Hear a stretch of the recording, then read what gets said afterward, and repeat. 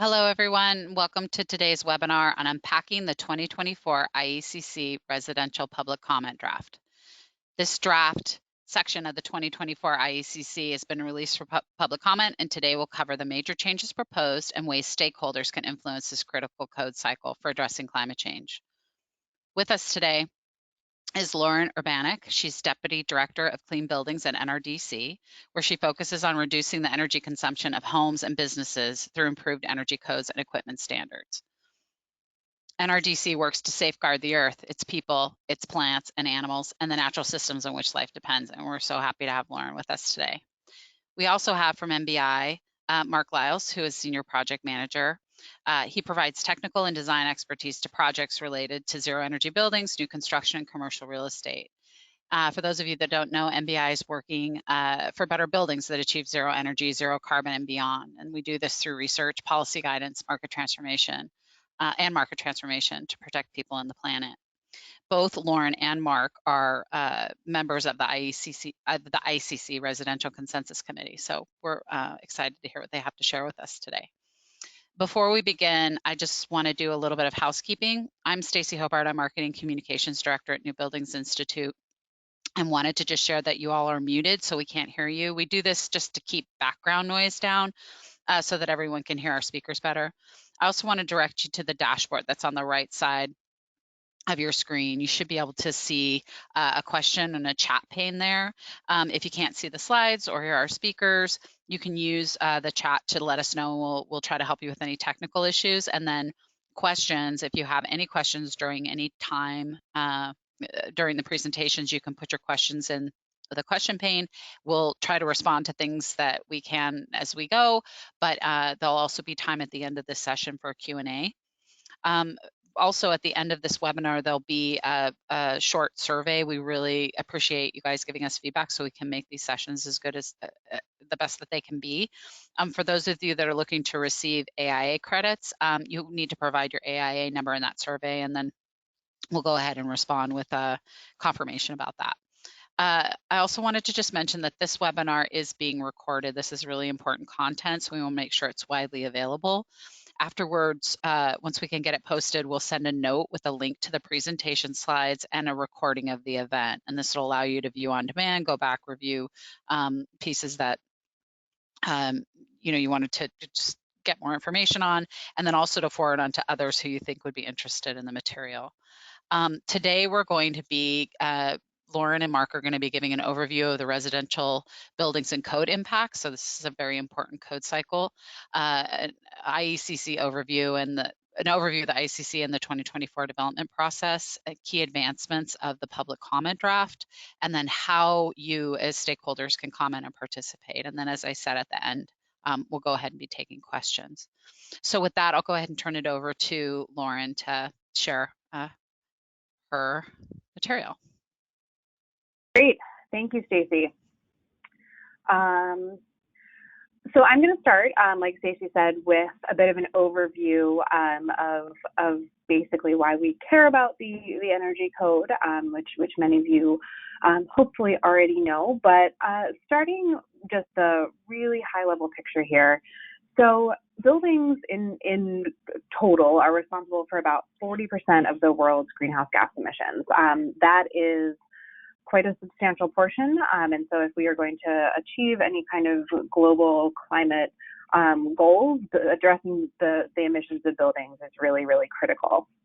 So if you look on the left side of this graph here, you'll see that about 28% of the emissions that we're talking about come from the electricity and fossil fuel use in residential and commercial buildings. And then 11%, this construction industry side of things here, those come from the embodied emissions of construction materials. So our discussion today about the energy code hits on this 28% of operational emissions. And the IECC, the codes that we're talking about, the IECC focuses really on that building operation side of things.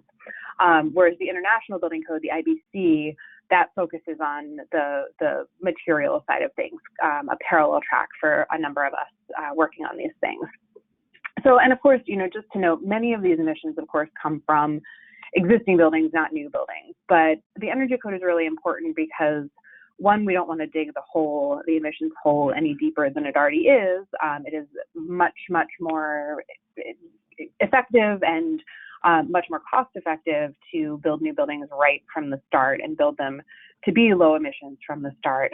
And furthermore, updated energy codes are a really important way to drive market transformation for equipment, for construction practices, for other efficiency technologies. So that's one of the reasons that NRDC and NBI both focus on the code itself.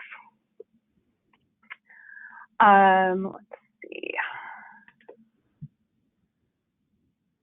There we go.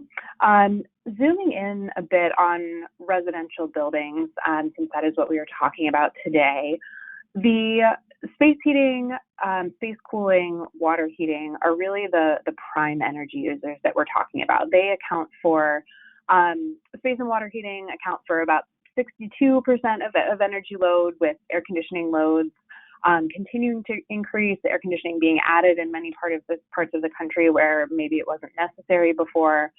We expect that to continue. Then this really chunk of kind of other energy consumption includes most of the appliances and some of the miscellaneous uses in a home. So when we go back to space heating, space cooling, water heating being the prime energy users, these are also the pieces that we want to really address through the energy code, particularly through building envelope measures and that type of thing as well. Appliance efficiency is generally outside the scope of the energy code, at least for appliances that are covered by federal minimum efficiency standards. Though there are some ways to get around that in some cases. But let's see. Then going next, taking really just kind of zooming back out a little bit further. This slide shows the improvement in both the residential and the commercial energy codes since 1975. So starting over here, this was essentially at the start of when energy codes really came into play. So you can see then as we move to the right, the blue line is the residential. The 2021 IECC, which is the most recent completed code, is substantially better, of course, than where we were in 1975, as it should be. But the line over the past 10 years or so has been a fairly moderate, modest improvement in efficiency.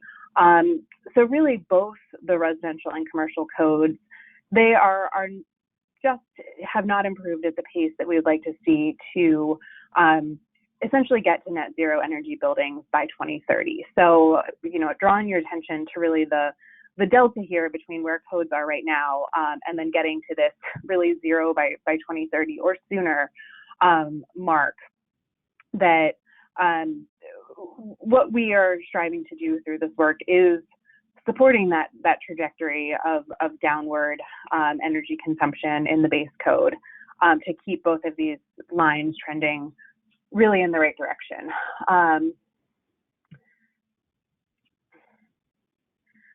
So taking then a look at just the ICC and the IECC overall, the International Energy Conservation Code, I suspect many of you are quite familiar with what the code is and what it does, but most states in the U.S. adopt the International Energy Conservation Code, the IECC.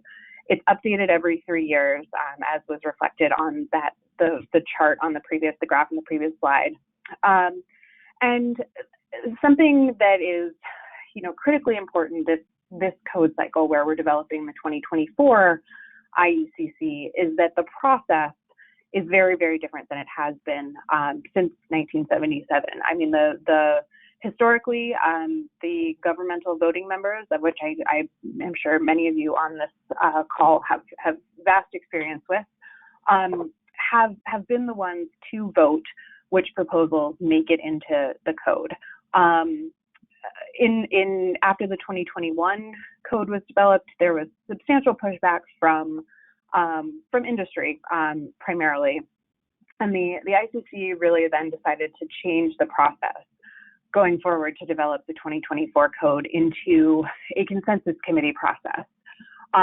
So this involves the decisions being made by a substantially smaller group of people. I believe there are fewer than 50 committee members, both on the residential and the commercial consensus committees.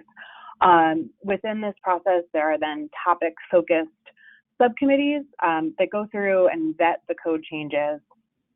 And really the decision making is within that committee process, rather than something that depends on the vote of hundreds or thousands of governmental members. So there is still a public comment process, which we'll get into in a little bit. But the ultimate decision making now is with these consensus committees. And as Stacey mentioned, both Mark and I are on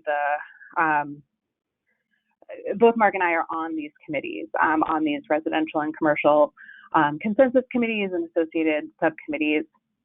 And we'll get into a little bit more detail about the specific proposals and opportunities to be involved within this process. This slide gives a little bit more about the timeline in terms of the where we've been, where we're headed. So the proposals were submitted back a little over a year ago in October of 2021.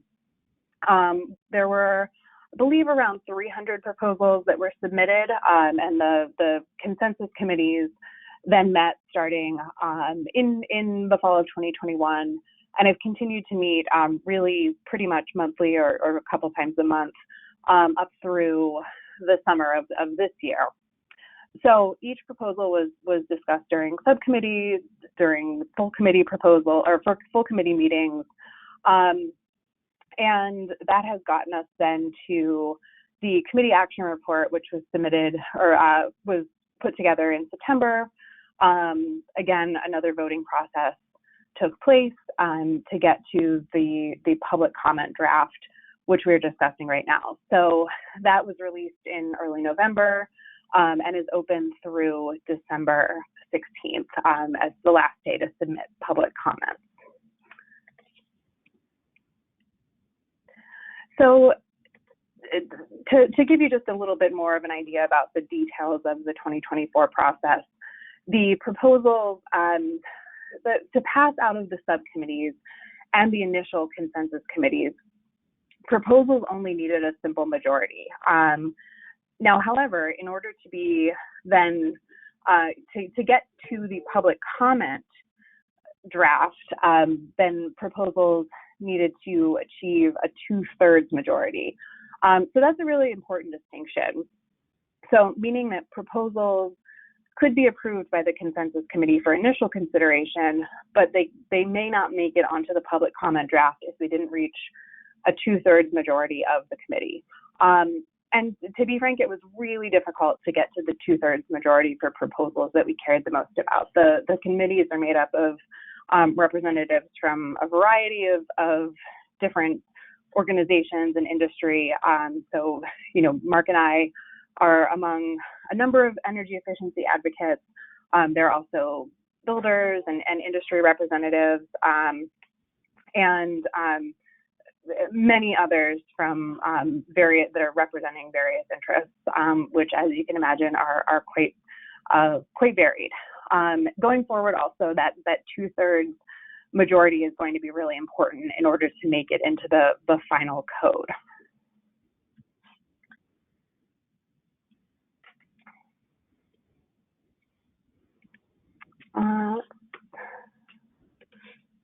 There we go. So, given that we had this 2/3 majority hurdle to pass to really get any proposals into the public comment period, and I will note too that the public comment, if a proposal did not make it into the public comment period, it is not impossible that it would be included into the final code, but it does from this point forward need to get that 2/3 majority vote. So we really saw this risk that many of the proposals that we cared about that would work toward put the code on a pathway toward decarbonization, the risk that those would languish without getting to this 2/3 majority. So in order to get over that hump, what the consensus committee members did was really we worked together on what we called an omnibus proposal. So, you know, for many of you that may be familiar with that term, essentially just like in Congress, sometimes when you hear about an omnibus, it lumps together proposals that many different people that represent different positions, different organizations that they care about, and essentially everyone has to compromise to get something through. So in this case, there were absolutely compromises that the efficiency community made. I think builders would argue that they made compromises as well. But in the omnibus proposal, it essentially ended up as it would include proposals that would advance electric vehicle charging infrastructure, solar readiness requirements for new homes, and electric readiness requirements as well, with some compromises in terms of ceiling insulation, wall insulation values in certain climate zones, some weakening of several efficiency proposals compared to what had passed some of the committees, and then also with some proposals moved more to an appendix section that would be optional and be able to be considered by jurisdictions for their own adoption, but that would not be mandatory.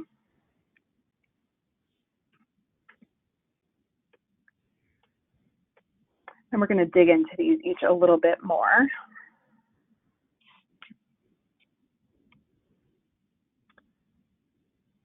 Whoops.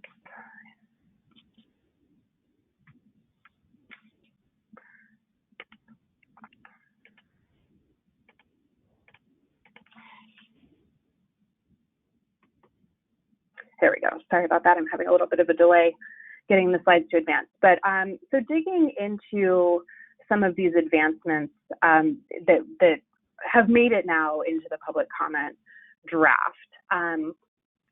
Electrification readiness is one of the key proposals that the efficiency community, especially NRDC and NBI and some others, really cared about. And what this would do would require electric readiness for certain systems that are built in a new home using fossil fuels. So it does not do anything to tell builders that they can't use a certain fuel in a home, but just if they install gas or propane water heating, cooking products, and clothes dryers, that essentially it is just making sure that there is the appropriate outlets and panel space to convert those to electric and uses in the future. And that is something that is, again, much less expensive to do at the time of construction than it is to retrofit later. Also, similarly with EV charging infrastructure, this too would require some level of charging infrastructure for single family and multifamily residences, giving some flexibility in terms of being EV capable, EV ready, or actually installing the equipment itself. And similarly for solar readiness, again, including the reserved electrical panel space, the conduit, the wire, the reserved space on the roof, all for the ability to much more easily install solar energy systems in the future.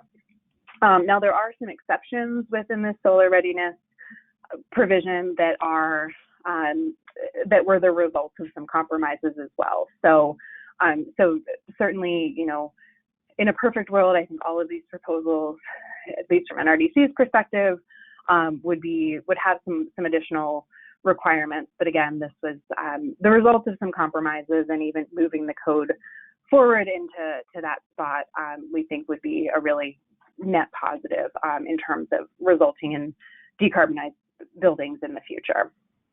I will turn it over now to Mark to continue through some of the other proposals that we're taking a look at. Great, thank you, Lauren, and thank you to all of today's attendees for joining us today to discuss this really important topic and the ways in which you can get involved in helping us improve the 2024 residential IECC. Lauren did a great job of summarizing why this is important and some of the challenges associated with moving proposals forward through the omnibus proposal. There's a number of additional code topics that are important to cover as part of this review, and I'll do a summary of what those are. I would encourage you also to take a closer look at the public comment draft when you get a chance. Hopefully my hitting kind of the high levels here can you can make a note of those and then go back and read more details, because we don't have enough time today to kind of really dig into the specifics. I'm going to keep it high level as we go through these. So starting with the envelope, there were a number of proposals that came in looking at how to improve the envelope.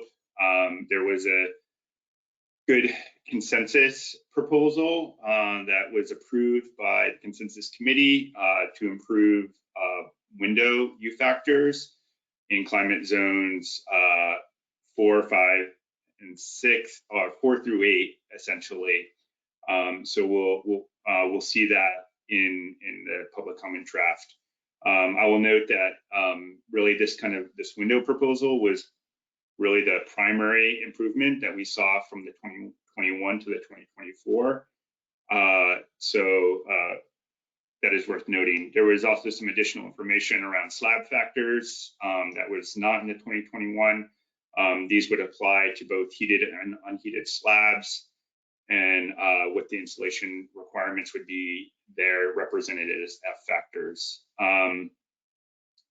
In terms of the lower air leakage rate, this was a proposal that went through, but with some compromises based on the omnibus proposal, where we were able to get a lower air leakage rate to 2.5 ACH 50 in some of the colder climate zones.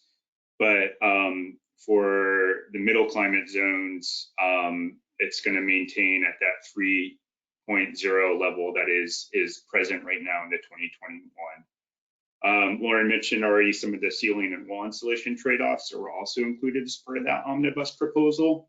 And those really are kind of located in 2 places, both in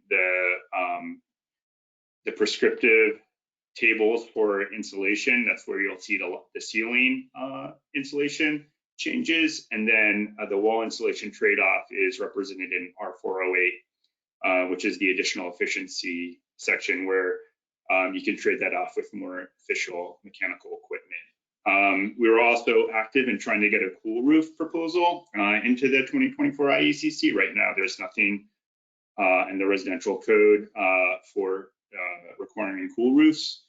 And as part of the compromise, we ended up moving that to an option that can be selected by builders in that section R408.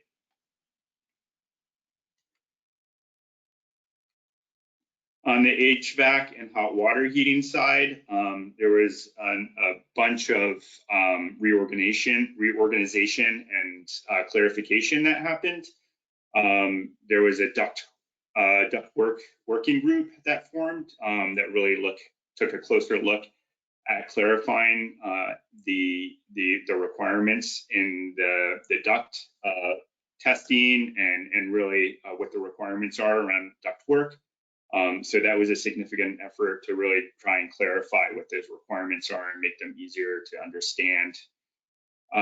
We also were active in trying to expand the HRV and ERV requirements to more climate zones.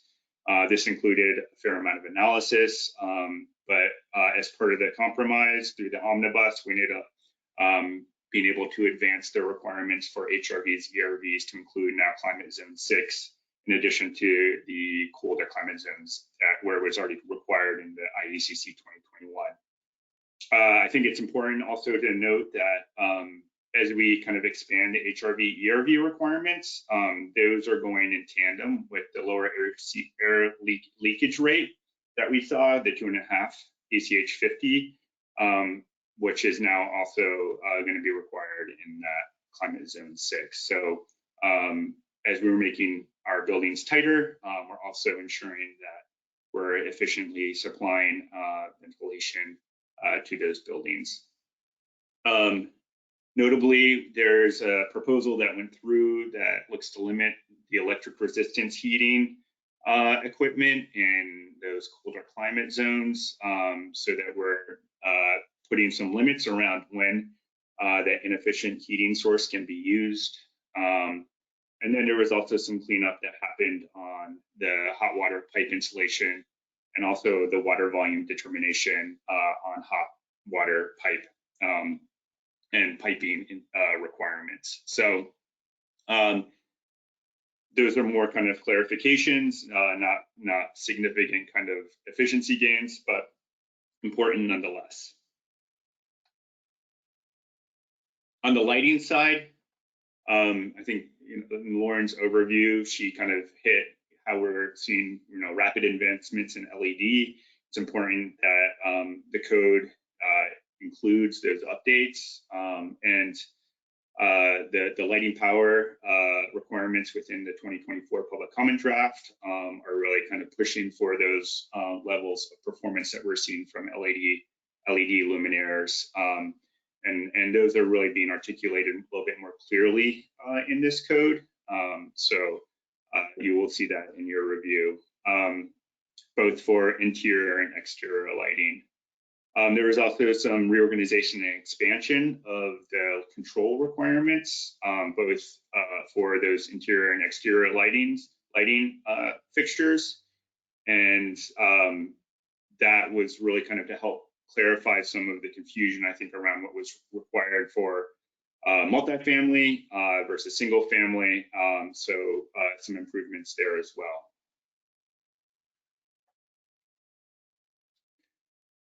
One of the bigger movements that we saw in the 2024 public comment draft is that the additional efficiency requirements of R408 are now what has been proposed is to go to a credit-based system as opposed to the packages that were approved in the 2021 IECC. The intent here is to expand the number of credits and options for builders to select, but also to make sure that the savings associated with each one of those measures is properly calibrated to the option that is being selected and also to the climate zone where it's being applied. This is a little bit more accurate in terms of the range of savings that you could expect from this section of the code. And projects right now must select at least 2 of the options from that R408 section, and the total number of credits that must be achieved is 10. So this is a little bit of a different format than what was in the 2021. And we're excited to kind of be pushing this forward and have this as a tool in the 2024 to kind of help us advance our efficiency gains and keep us on that track that Lauren was alluding to in the opening slides. I also note that I know just from conversations that I've had with other committee members and interested parties that there is a fair amount of interest in looking at developing public comments in this section of the code. So there's a little bit of a moving target here, but in terms of the framework and a starting point, I think it's a really good starting point. So we're talking about efficiency gains. We're talking about more efficient equipment into buildings, but I think it's also important to acknowledge that our buildings also need to be able to respond to grid demands, especially as we pursue aggressive electrification goals. I know that recently California in the summer during some of the hotter days, the California ISO was able to really utilize some of the demand response controls to help manage those peak days and energy electric consumption. So we would like to see the IECC also move to include some demand response control requirements, and these would be applied to electric storage water heaters. And then as part of the omnibus compromise, we also were able to get a demand response thermostat control option into the R408 section. So you'll see that is an option that you can get credit for in that table. We were also able to get an electric energy storage provision in as an appendix. So for jurisdictions that are more interested in really kind of pushing for energy storage requirements, there's language around that, what those requirements could look like, so that homes can have that capability moving forward. Another, I think, really important advancement that you'll see in the 2024 public comment draft is an expansion of requirements for existing buildings.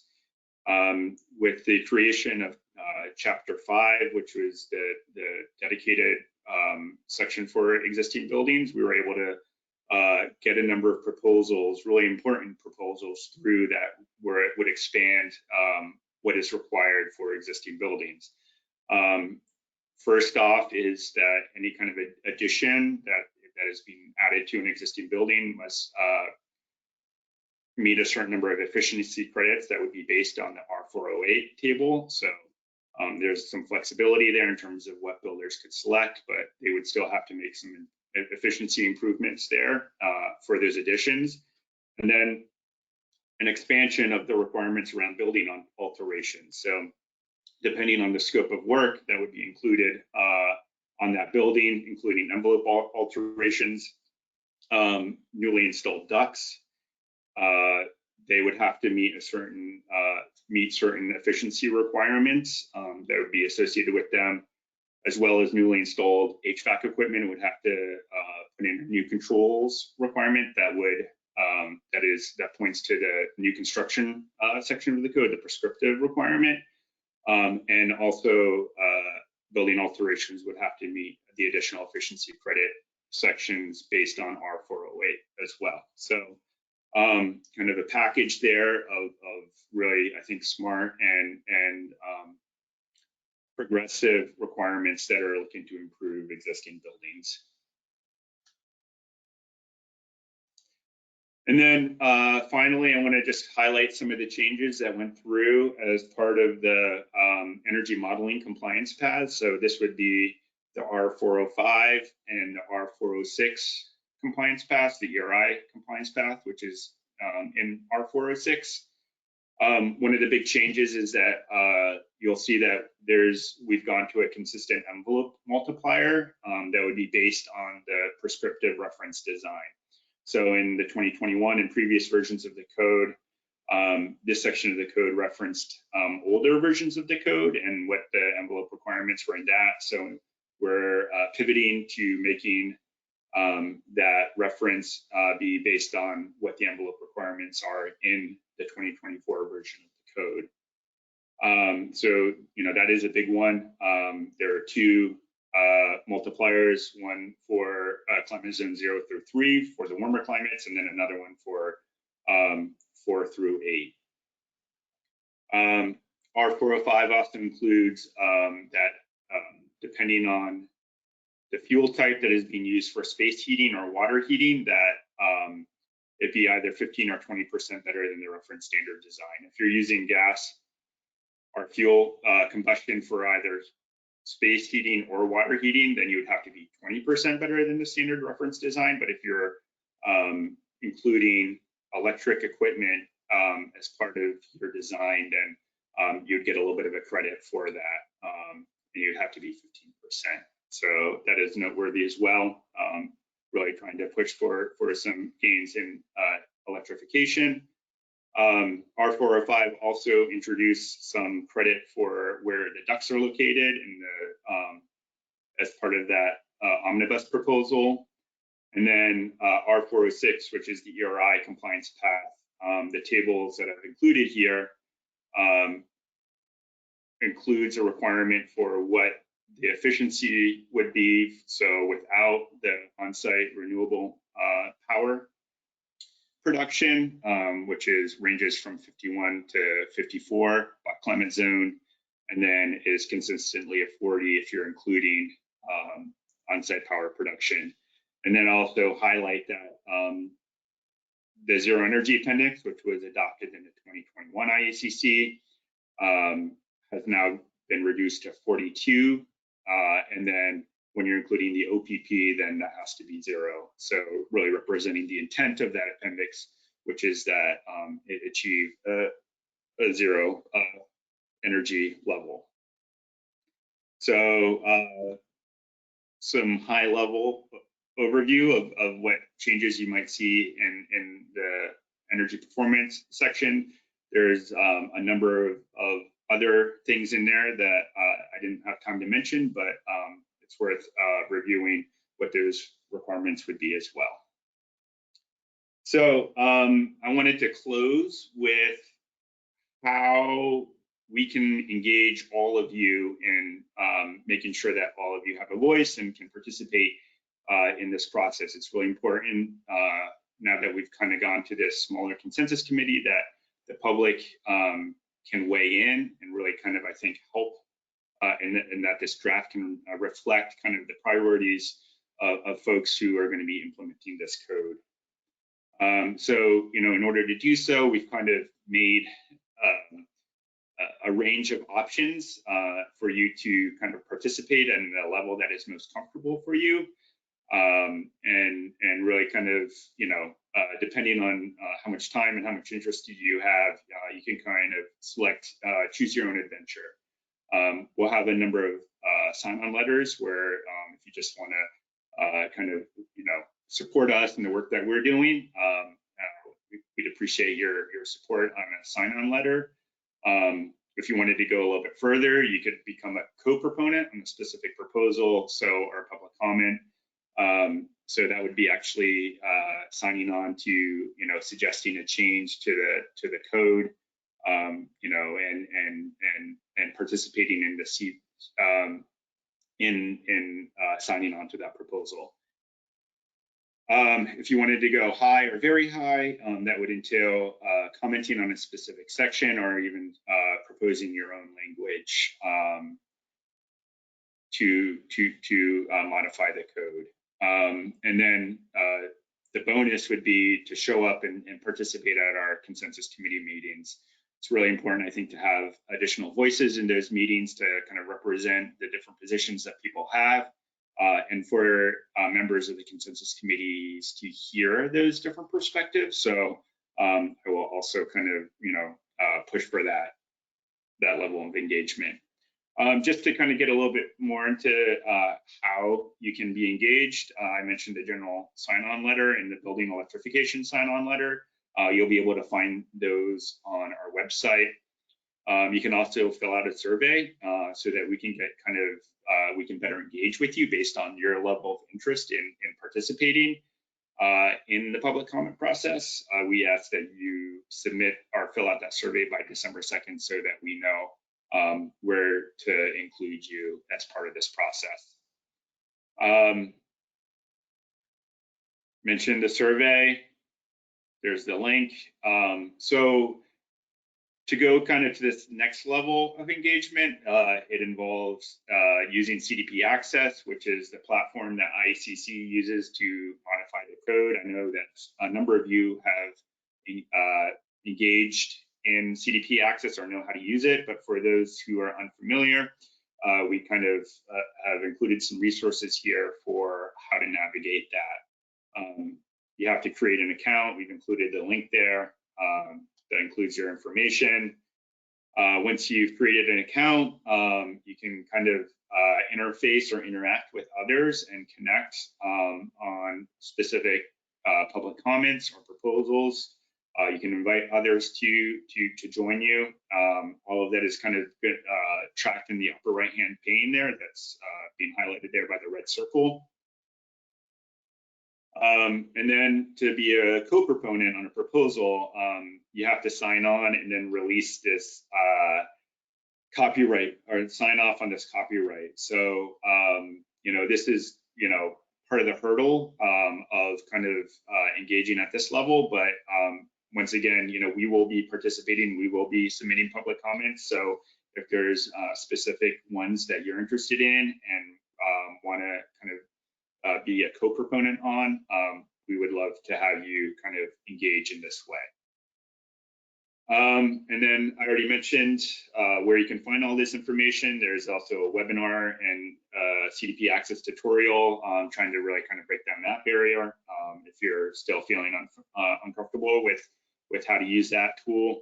And then all the meetings for the consensus committee, as well as the subcommittees that will be meeting again to review the public comments. All of the information will be posted on the IECC residential webpage, and we encourage you to show up to those so that we can get others to share their perspective. I've hit a number of these already. NRDC, I know Lauren's going to be working on a blog. We also have a blog that was published that kind of summarizes these ways to engage. So check those out. Our emails are there in case you have any specific follow-up questions. And we try to leave here some time at the end, about 15 minutes for Q&A. So that concludes kind of the content that we wanted to cover with all of you today. Stacy, are you on? Yep, I'm here. Thanks, Mark. That was great. We do have a number of questions. So one thing I just wanted to mention is that in the chat, I just put the link. So what we did is we created a blog that sort of tried to lay out, some of the key points that Mark and Lauren made, and then in this presentation today, and so it's just a written format. But at the kind of near the bottom, there's some links to the draft proposals, the CDP access portal, and some other sort of links with background. This is a lot of material to try to absorb, so we're trying to make it as easy as possible. But I think our intent is to support folks that want to make comments along the way. So I think reaching out to the emails that Mark put in this presentation are important. We'll also be sharing a recording of this webinar along with the slides that were shown for you guys to reference. So those will get sent out to all registrants after we get them posted on the website. So let's see, shall I dive into questions? Do you guys want to hop on camera? Okay, so let's see. I think there's one about, and this is an important one just around electrification generally. So in terms of, if we start electrifying all these buildings and you increase demand, and then you've got electric vehicles increasing it further, how are we going to deal with that in terms of power production and making sure that there's enough supply so that we don't end up in these peak times where we don't have enough generation to meet the demand that's happening. And I would say, yep. If you both want to chime in, that'd be great. Yeah, I can speak to this a little bit. One of the things that I'm really grateful for is that I have some really great colleagues at NRDC who are working on this exact problem. So I would say, that's a bit outside of the scope of the code itself, but it's something that we are not certainly not blind to, and it's something that many utilities are working very hard on as well. One thing that I think is going to help to really drive that transition is the vast amount of federal funding that is now available for some of the power sector investments. So, this is being worked on not only within the building space, but also really kind of economy-wide. So it's a really good question. It's not something that I think we have a really pithy answer to at this point, but is something that is beyond just the code itself. And I will also note, the code is really focused on existing buildings, or I'm sorry, new buildings. New buildings make up less than 1% of the total building stock in any given year. So what we're talking about when we're talking about the improving the code and making these types of requirements through the code is focused on a very, very tiny portion of the overall building market. And really, in order, like I was saying, with that 40% of all carbon emissions, we need these kinds of things for existing buildings as well. And that's really where most of the demand is. So when you're talking about, honestly, a very small overall portion of demand, it really does just make sense to do this for new buildings from the start, to help fix that problem before you have to fix it when they're existing buildings and it's a much more difficult problem to fix. Yeah, and Lauren, that actually goes to one of the other questions around electric readiness. So, preparing these, even if these buildings aren't all electric, how do you prepare them? And I think someone asked just a little bit more about those provisions and the intent there. And I think that goes to what you just said is, dealing with them at the point of construction for new construction projects is going to be a lot more economical than later. Yeah, I mean, by orders of magnitude, the cost to put in some new, essentially what are new conduits and outlets for at the time of construction when walls are open is so much significantly cheaper than trying to do something like that in an existing building, which I think many folks can attest to in terms of the ease or difficulty of renovation. Yeah. Okay. There was a question just about the cost analysis on the omnibus agreement, if there was any sort of work done to try to understand what those costs would be of implementing the proposals in that agreement. And I'm not sure about that. I'm not sure about that process, how that works. I can take an initial stab at that.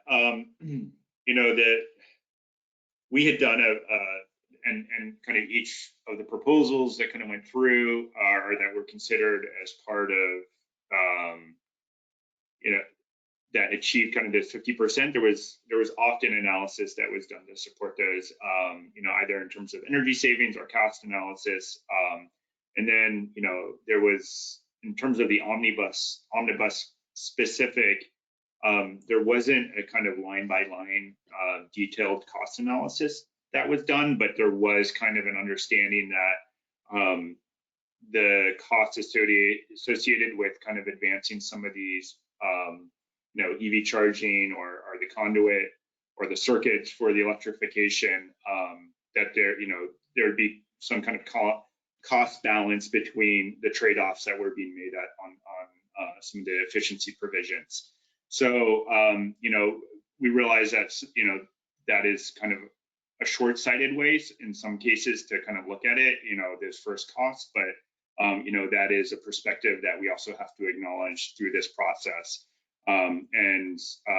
It was, so I'd say in terms of like those compromises, it was a consideration, but there wasn't a detailed analysis that was conducted. Okay. And I will add to that too. I mean, I think that the Pacific Northwest National Lab has been involved in this process too, and they are working on some analysis that I think we should have within the next month or so. That will take a look at both the energy savings and I believe the costs as well. I will say too, like, given just a more general comment too, given that this is the first time that we're working through this committee process, I think that we are all coming away with some improvements to the process that we'd like to see as committee members. And for my own perspective, having some additional real-time analysis support is something that we really need through this process going forward. I think that that's something that a lot of us have really struggled with in terms of even figuring out what we could accept or not into some kind of omnibus proposal, is understanding really what the implications are and understanding them from a kind of neutral third-party source like the national labs. So I don't think that's a really super satisfying answer to the question, other than to say there are also a lot of lessons learned and a lot of tweaks to this process that I think at least NRDC will be recommending. Okay, so the early slide, and Izzy, maybe you can go back to it. It's the chart where Lauren talked about sort of how the code's ratcheted down, increase the stringency of efficiency over time. And I think one of the questions is around, thank you. One of the questions is around, do we know where, assuming this omnibus proposal is passed, where would that, do we have an estimate of where that would put us on that chart?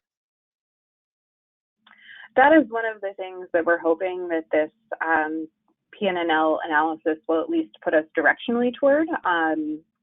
So I don't have a great answer to that. And Mark, you certainly feel free to jump in if you have anything or a more of a prediction. But it's really hard to say at this point, especially given that there are lots of variables to come even within the public comment period. And I will say too, it's really, really important that the 2024 code is more efficient and in our view, substantially more efficient than the 2021 code for a number of reasons. One of which is that there is now $1 billion of federal funding that is linked to adoption of either the 2021 code or better.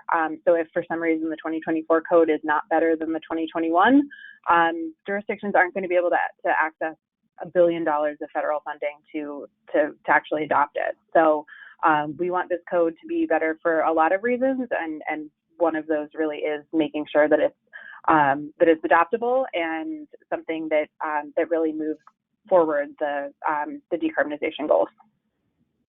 Okay, thank you. Well, I'll go into this at the end last, but there's some really specific questions about the measures that Mark shared.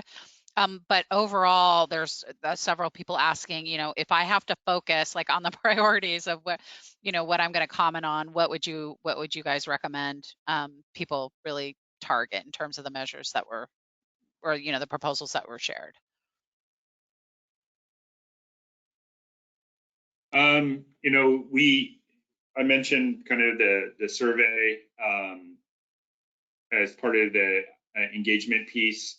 We list some items there. We're looking, we recognize the importance of the demand response controls. We feel that that is, we were successful in getting that through into the public comment draft for electric hot water heaters, but we feel like that is a sensible and low cost requirement to have for HVAC equipment. So, that would be one I think that, could ensure that, as we move forward with these types of electrification measures, that we're able to kind of, respond to peak events.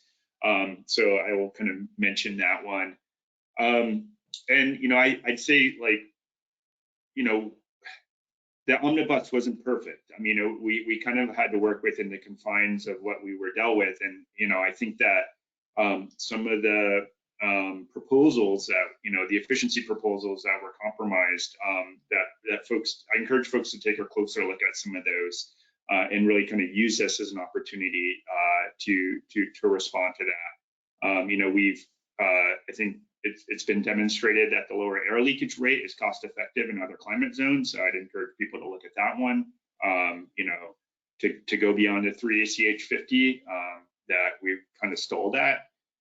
So that'd be another one that I would encourage. Lauren, did you have any that you kind of wanted to highlight? Yeah, I mean, I think, I think it certainly I agree with what you're saying, Mark, and I think that there really is this overarching question of just what will drive the code forward toward that zero, really zero carbon is what we want to ultimately get to in buildings, and making sure that we're on a pathway to that. So those proposals that we did mention that are within the omnibus had good support to move forward to this stage of the process.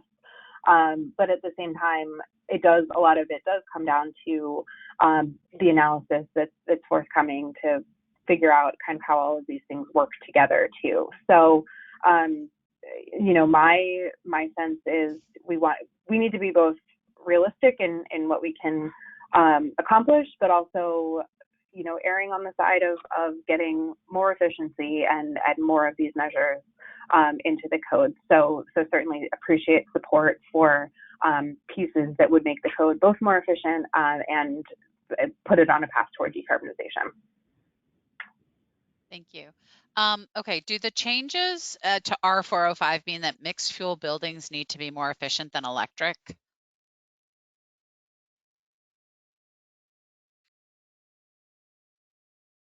Does that make sense? No, that's not right. If you have electrification,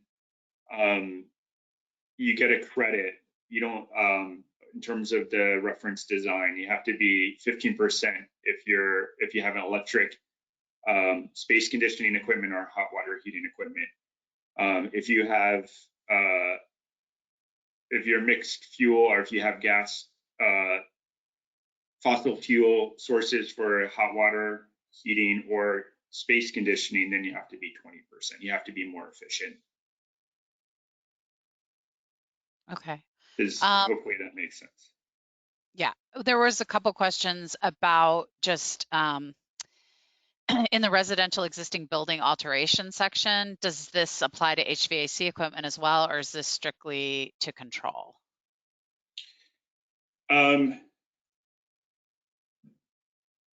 The controls requirement is when you upgrade or replace your, you put in new HVAC equipment. That's when that would be triggered. There's also you have to make sure that the equipment is being sized properly as part of that alteration, so that you're not just doing a like for like replacement. You're actually sizing that piece of equipment to the existing conditions as well as the alteration. So there's kind of pieces go hand in hand. And then in terms of the duct requirements, the ducts would be required to be tested if it's a 25% relocation or expansion of the ductwork. That's what the definition would be for the alteration that would trigger that. So, but mostly it is around kind of a new HVAC system upgrade or replacement. Okay. So this one is asking about the proposed energy intent sections of the IECC and the IRC have stated not subject to public input. Why? The change intent is now a policy statement and not an energy code statement. So trying to understand that.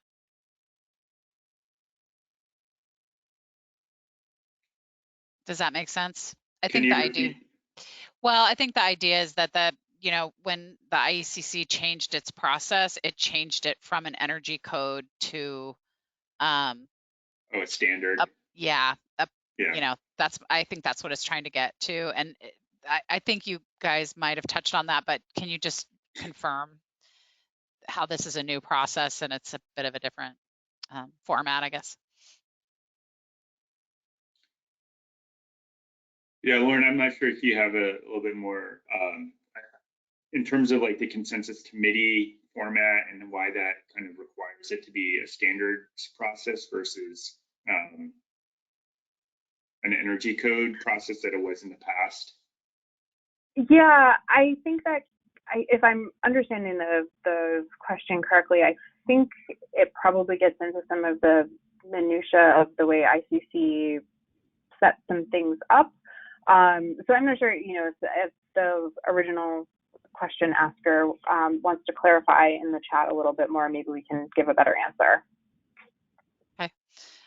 Well, in the meantime, let me do one last one here. So where did it go? Let's see.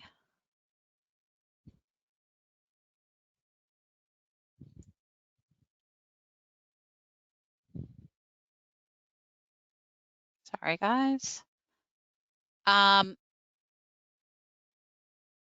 Okay, so well, here's a here's a broad one. At what rate? So if the IEC process going as it's been going, when you see getting an all electric new building requirement, is that a possibility? In like how many cycles would you think you might see that? Any predictions? I mean, I think it needs to happen quickly. I think we're starting to look at what the levers are through the code that we can kind of take those steps. And granted, they've been incremental. Just getting the electric readiness in there was a huge lift and something that we felt was really important. I'm hopeful that, kind of once, we've made that initial step, it will kind of make it easier in the next code cycle to take that full step. But I certainly think that it needs to happen before that 2030 code. So, we have 2 more code cycles. We have the 2027 and then the 2030, and we have to be there by the 2030. So I'm not gonna bet on it, but I'm hopeful that these initial steps will make it easier. And I will say, I know we're right at time, but part of this comes down, a large part of it comes down to economics. Gas is projected to be getting more and more expensive at a much faster rate than electricity in the coming years. Hundreds of thousands of homes are built every year that are all electric anyway. So this isn't like we're trying to really do something radically different when it comes down to it. It's both about economics and the actual carbon emissions from the electricity sector as a whole. So I think a lot of these forces, I think we're going to see them working together in a lot of different ways over the next coming years, which always helps to influence the code as well. Well, thank you, Lauren and Mark. I appreciate all the information. And like I said, this session's being recorded, and we'll send out links to both the slide decks and the recording after. And there are a few questions that weren't answered, but we'll go ahead and try to work on those and send answers in a summary with the other materials. So thank you guys so much, and I appreciate it. Have a great day. Thanks, everybody.